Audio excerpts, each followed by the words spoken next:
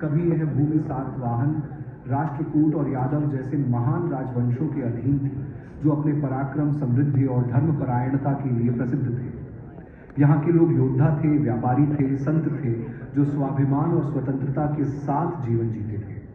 परंतु समय बदला और इस पुण्य भूमि पर अंधकार छा गया। मुगलों का विस्तार हुआ और दक्षिण में आदिल शाही और निजाम शाही सत्ता के लिए संघर्ष करने लगे। महाराष्ट्र की भूमि इन संघर्षों के बीच पिसती रही। युद्ध, अन्याय और अत्याचारों से जनमानस पीड़ित था।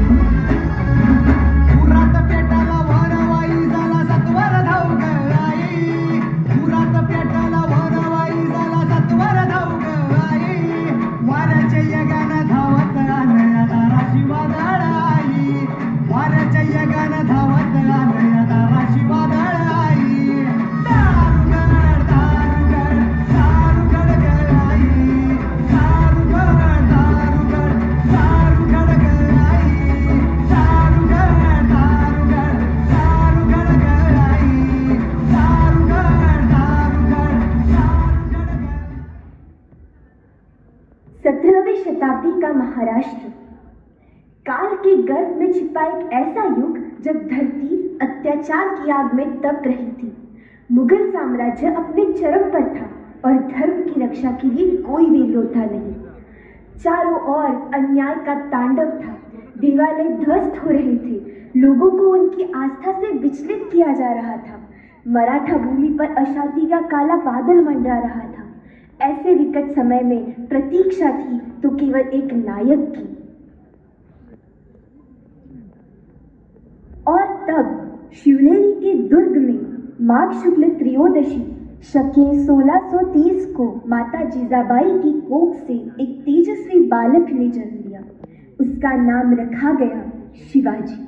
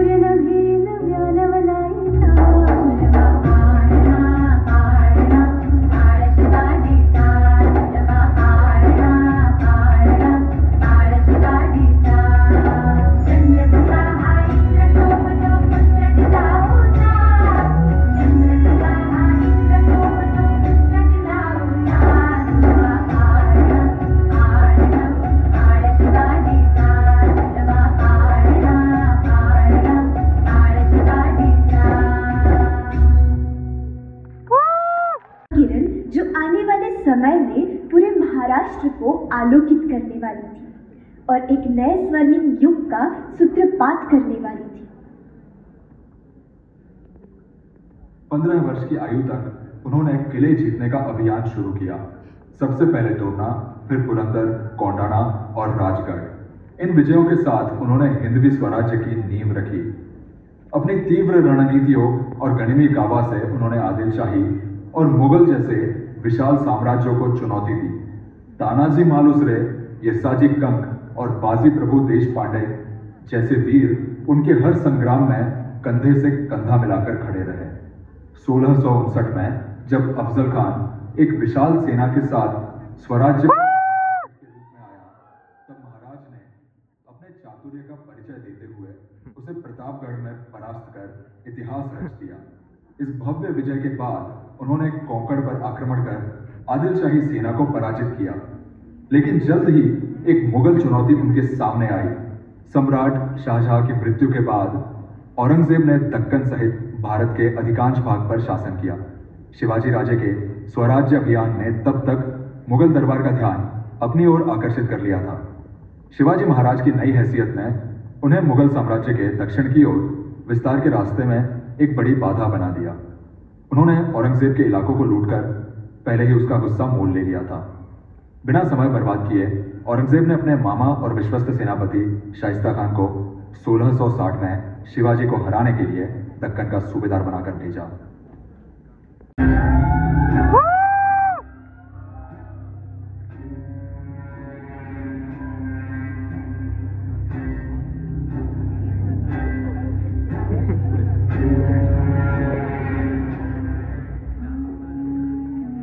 आओ शाइस्ता खान, आओ। हमने तुम्हें आज एक खास वजह से बुलाया है। दक्कन से बगावत की चिंगारियां नजर आ रही है, उसकी मसाल लिए कुर्सी बाबा खड़ा है। हम चाहते हैं कि दक्कन में फिर एक बार मुगलिया परचम लहराए और ये बगावत की लहरें हमेशा के लिए टल जाए। इसी मकसद को पूरा करने के लिए हम तुम्हें पुणे की ओर भेज रहे हैं। आपका हुक्म सर, आंखों पर बादशाह आलमगीर। शाइस्ता खान अपने साथ औरंगजेब की सुसज्जित सेना लेकर निकला। वह कई हाथी, ऊंट, जो कुछ भी साथ ले जाना संभव था वह सब लेकर निकला। उसकी सेना समुद्र की तरह विशाल थी। एक विशाल लहर की तरह वह दक्कन की ओर चढ़ाई करते हुए आया।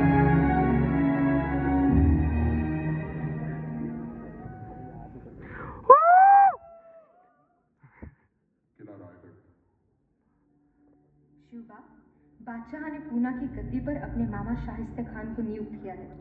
हमें आशंका है कि यह कोई सोची समझी साजिश है। हो, ऐकला हो साहब, बादशाह ने यह कदम जरूर हमें कमजोर बनाने के लिए लिया है। हमारे घर पर कब्जा जमा कर वो हमारे आत्मसम्मान को ठेस देना चाहते हैं। सही कह रहे हैं आप साहब। हमारे घर पर कब्जा कर बैठे खान को हम अच्छा सबक सिखाएंगे, इसीलिए हमने एक योजना बनाई है। जिस घर को उन्होंने हमसे छीना है उसी घर में घुसकर हम खान को बता देंगे कि हमसे भिड़ने का नतीजा क्या होता है। और साहब, इस मुहिम को फतेह करने के लिए आपके आशीर्वाद की आवश्यकता है। मेरा आशीर्वाद तो सदैव तुम्हारे साथ ही है। जाओ शिवबा, दिखा दो उन बादशाह के प्यादों को। जब मराठों के घर में कोई घुस जाता है ना, तो मराठी उनके साथ समझौता नहीं, संघर्ष करते हैं।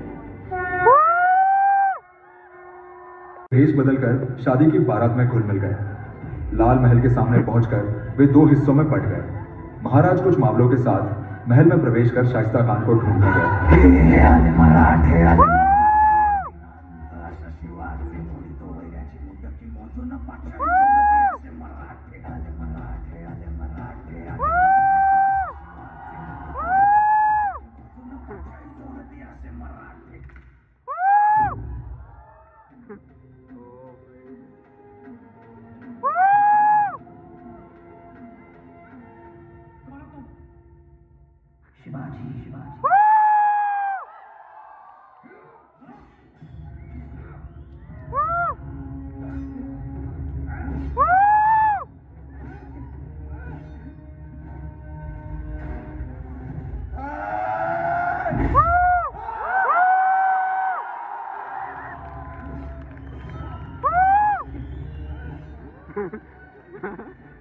शर्मिंदगी उठानी पड़ी। वह स्वराज्य के लिए अत्यधिक लाभदायक सिद्ध हुई। जो राजा मुगल संरक्षण के कारण शिवाजी महाराज के प्रति वफादार नहीं थे, वे अब शिवाजी महाराज के पराक्रम के कारण उनकी ओर झुक गए।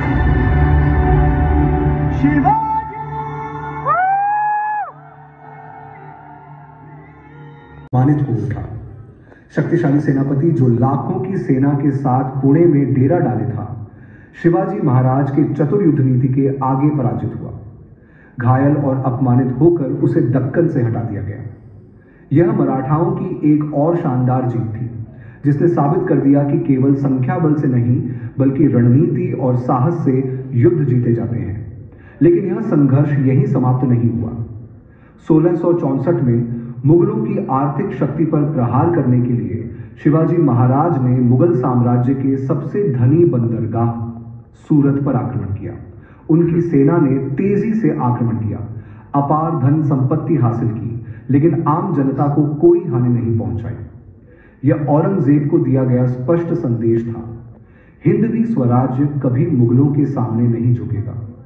इस अपमान से क्रोधित होकर औरंगजेब ने अपने सबसे शक्तिशाली सेनापति राजा जयसिंह को विशाल मुगल सेना के साथ शिवाजी महाराज का दमन करने भेजा।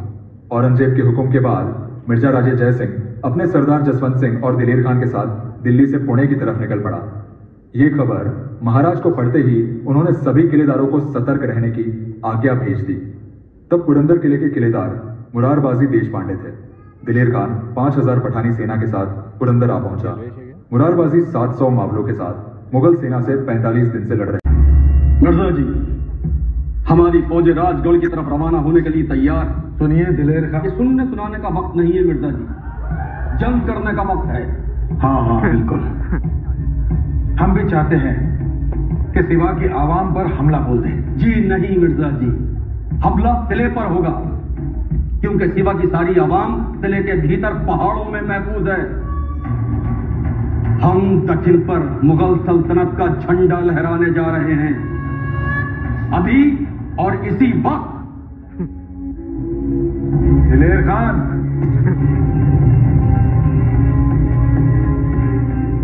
ठीक है, हम हमला करेंगे।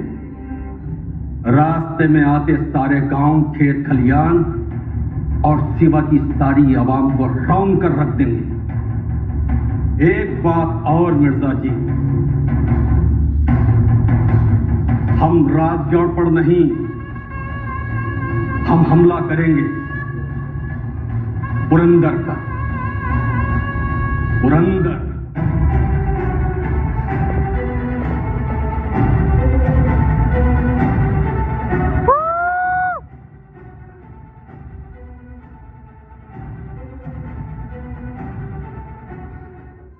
भाइयों, अपने चारों तरफ देखिए, यह है हमारी हिंदुस्तानी सेना का चेहरा। इसमें हिंदू हैं, मुसलमान हैं, अलग अलग जाति के लोग, किसान, सब अपनी देश के रक्षा के लिए एक साथ एकजुट होकर खड़े हैं। तुम अपनी इस धरती के लिए लड़ रहे हो, अपने घर परिवार के लिए लड़ रहे हो, और वो किस लिए? उस आक्रमणकारी को रोकने के लिए है। हाँ श्रीमान, मैदान में उतरकर अपनी पूरी ताकत से उसका सामना करो कि अभी तक हमारे धरती में वीर जो सवाल है, हम उसे दुश्मन के खून से मिटाएंगे।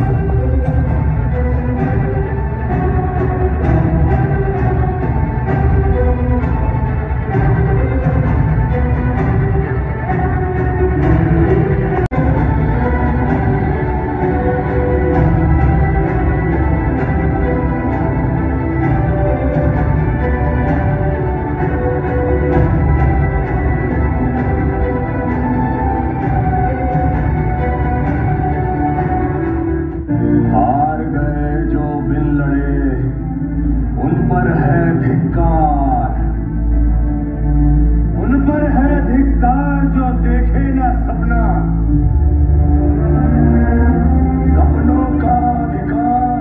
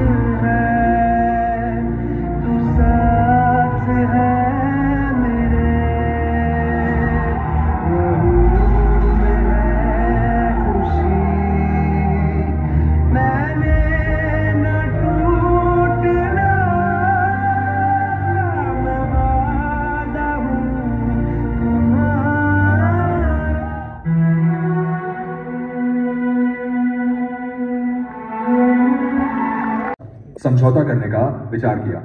21 जून 1665 में किले और 4 लाख ऊन का मुल्लुक बादशाह को दिया। महाराज के पास बस 12 किले 1 लाख ऊन का मुल्लुक बचा। इसके साथ मुगल सेना को युद्ध में मदद करनी पड़ेगी। ईस्वी सन 1666 में औरंगजेब ने अपने जन्मदिन पर मिलने का न्योता महाराज को भेजा, जिसका मान रख राजे अपने 9 वर्षीय बेटे संभाजी और कुछ भरोसेमंद मावलों के साथ आगरा जा पहुंचे। पूरे आगरा में उनके निडरता और साहस की चर्चा होने लगी। शाही दरबार में कई प्रांतों से मुगल सरदार आए थे, बादशाह को जन्मदिन की शुभकामनाएं दे रहे थे। महाराज को बादशाह ने जानबूझकर दरबार में सबसे पीछे खड़ा किया। महाराज को यह अपमान कदापि मंजूर नहीं था। वे गुस्से में बोल पड़े, राम सिंह, हम ये बर्दाश्त नहीं कर सकते, कभी नहीं। राजा साहब, आप शांत हो जी। कुछ मत बोलिए राम सिंह, इसीलिए हमें यहाँ बुलाया था, हमारा अपमान करने के लिए। महाराज दरबार से गुस्से में बाहर निकल आए। बादशाह ने महाराज को शांत करने के लिए अपने वजीर और कुछ सरदारों को भेज दिया।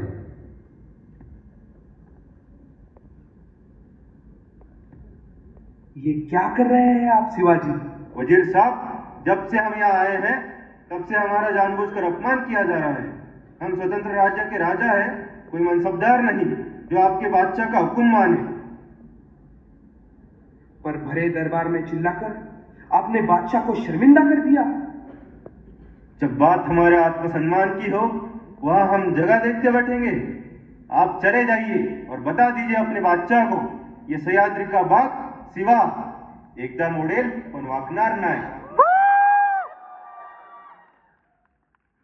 बादशाह तक ये खबर पहुंची तो उसने महाराज को बाहर आने जाने से प्रतिबंध लगाया। महाराज को अपने नजरबंद होने का ज्ञात हुआ। इस कारण शंभू राजे बड़े चिंतित हो रहे थे।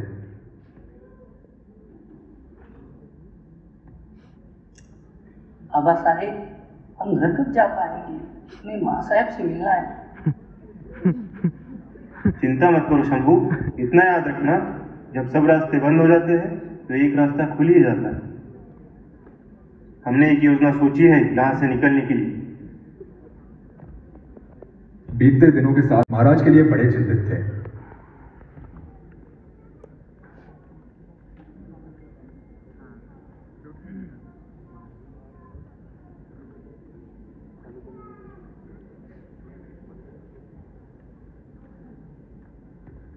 ऐसा लग रहा है कि महाराज को बहुत तेज बुखार है।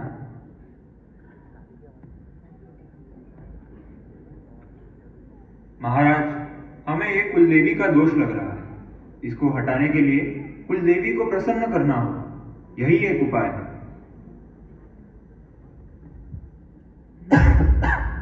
ठीक है, कुलदेवी को प्रसन्न करने के लिए प्रजा में मिठाई बांटी जाए। मिठाई के बड़े बड़े पिटारे महल से बाहर जा रहे थे। बादशाह के हुक्म से उनकी कड़ी जांच की जा रही थी। दिन ब दिन वही मिठाई के पिटारे। मुगल सेना भी परेशान हो रही थी। हीरो जी, मुगल सेना अभी काफिर है, यही मौका है यहाँ से बाहर निकलने का।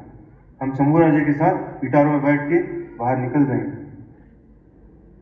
आप मेरी जगह यहाँ सो जाइए और आप भी जल्दी यहाँ से निकल आइए। जी महाराज। महाराज शंभू राजे के साथ इस तरह आगरा के बाहर निकल आए। फिरोजी और मदारी भी महाराज के लिए दवा लाने का बहाना कर वहां से निकल गए। बहुत वक्त हुआ, शिवाजी के कक्ष से कोई आवाज नहीं आई, जरा देखकर तो आओ। ये अल्लाह, ये क्या हो गया? कैसे? शिवा भाग गया, शिवा भाग गया। महाराज ने शंभू राजे को अलग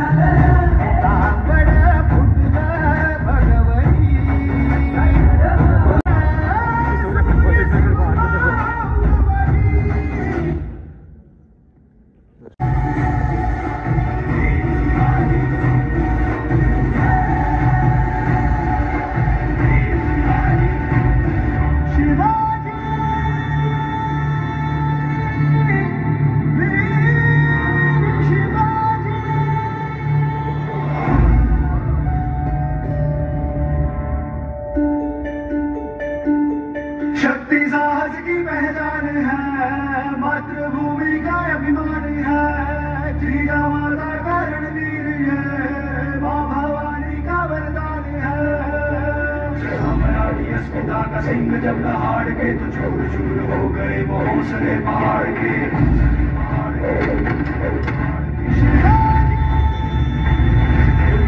शत्रु का वर्णन करे ऐसी नटचंडी तलवार से, सिर में बांधे का पंजा से निस्वार सामने को तैयार है। आने हैं शान है राष्ट्र की स्वाभिमानी मराठा की हुंकार है। अस्मिता का सिंह जब दहाड़ के तो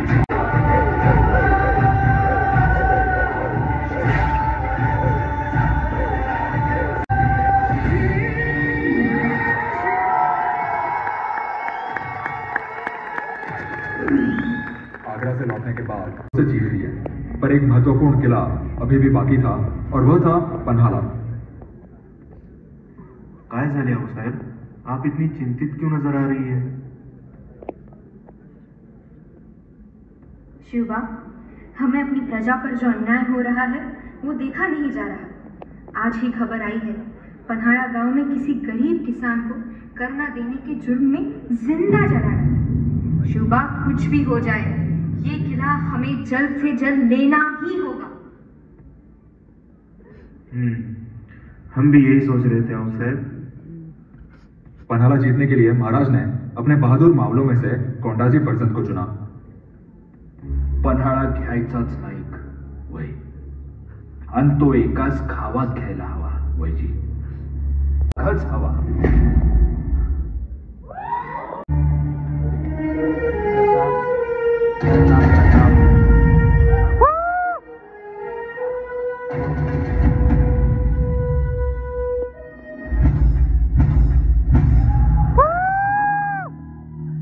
किती माणसं देऊ? 3000, 5000 नगराज, मग 60।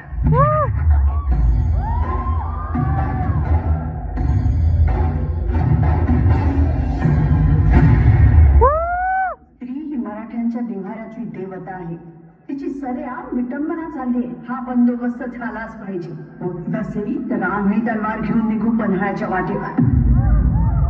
साहेब, मराठी मायमाऊलीसाठी आम्ही रगात नाही सांडायचं तर काय उपयोग आहे या देहाचा?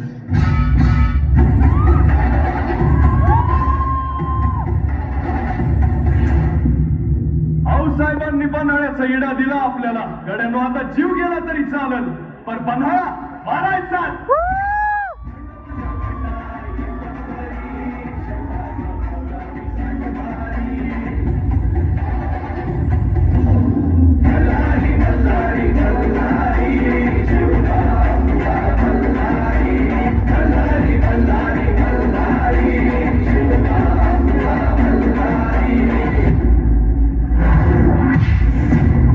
आपण हत्यार उचलायचं ते राजांसाठी, आऊसाहेबांच्या शब्दासाठी आणि महाराष्ट्राच्या मातीसाठी।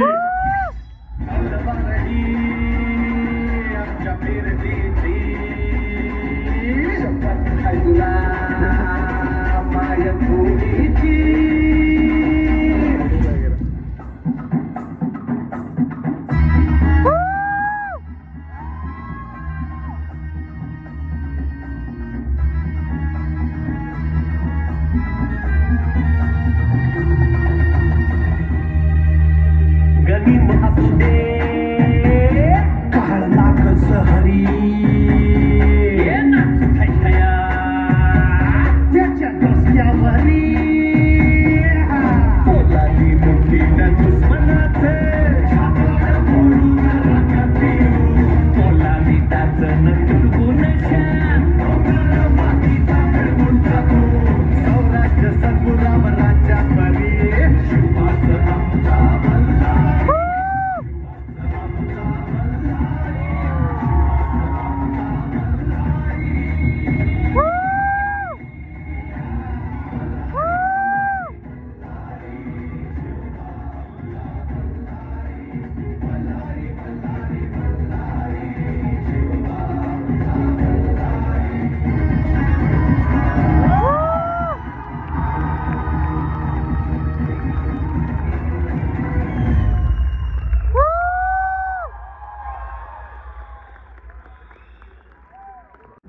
पन्हाळा फते मारा कोंडाजी.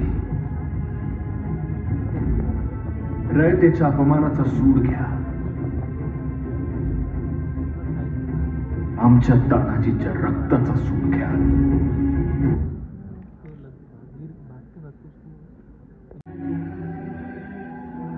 कर सकता है, इसलिए आपकी मदद के लिए 2000 फौज असला होकर दरिंदे भेज रहे हैं.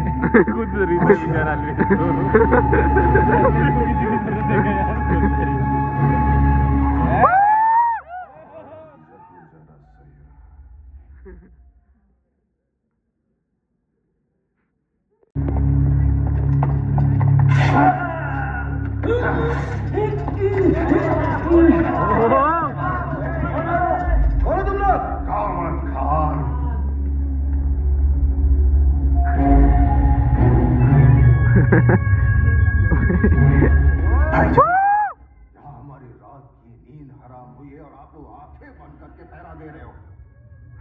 वो शिवाजी का सिपा सालार अनाजी सुरनस राजापुर में घात लगाए बैठा है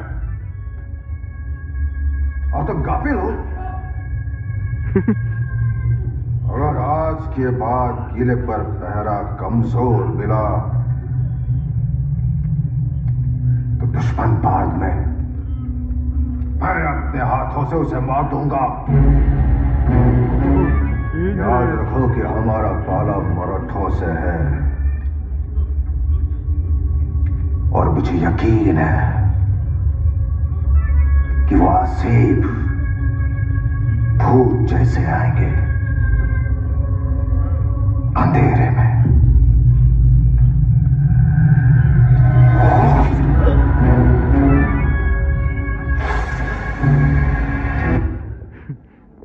इसे कौन भूख रहा है? हुजूर, हुजूर वो आ गए हुजूर. मराठों ने हमला बोल दिया है. कामत खान कहाँ? आदब खाना गए हुजूर. जय भवानी.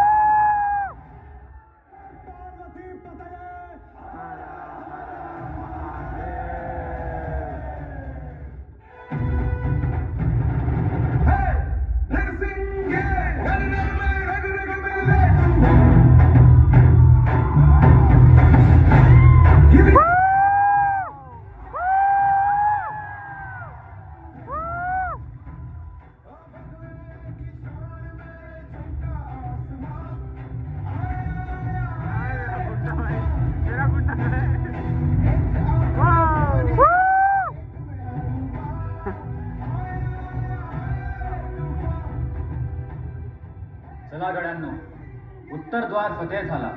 आता दक्षिण द्वाराची बारी.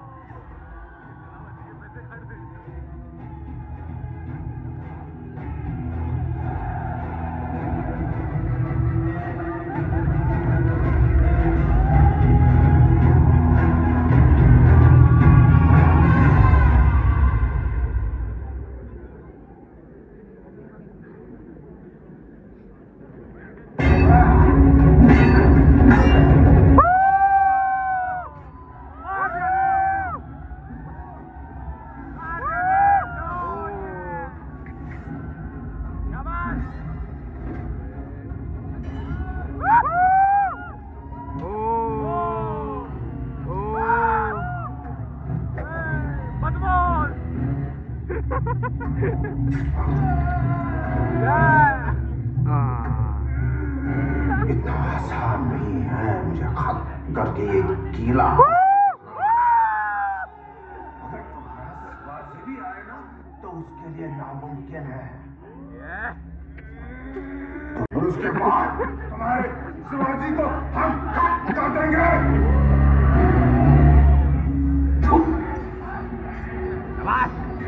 मराठाची औलाद आहे. हर मरणा समोर विजयाचा ताठा त्याच खरा मराठा.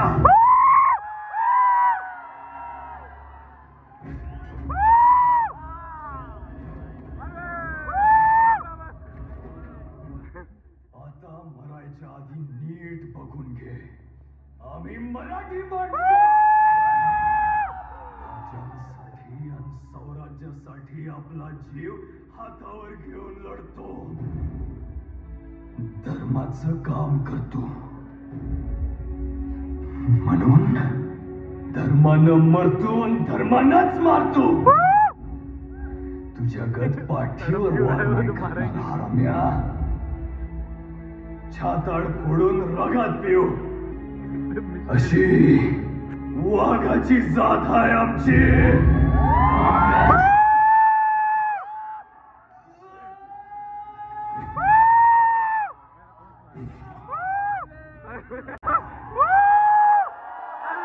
कृष्णा, नर्मदा, सिंधु और कावेरी के जल से महाराज का अभिषेक किया गया.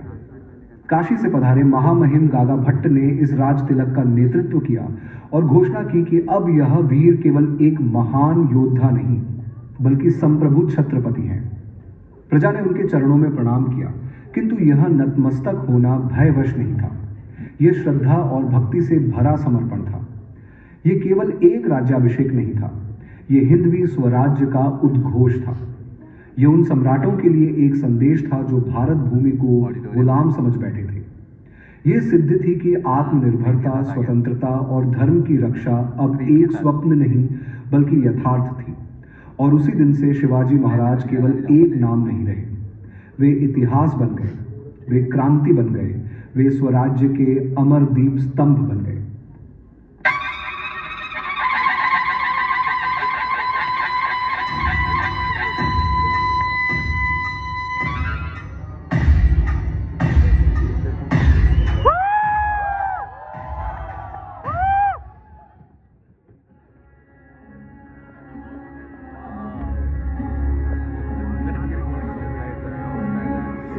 चंद्रा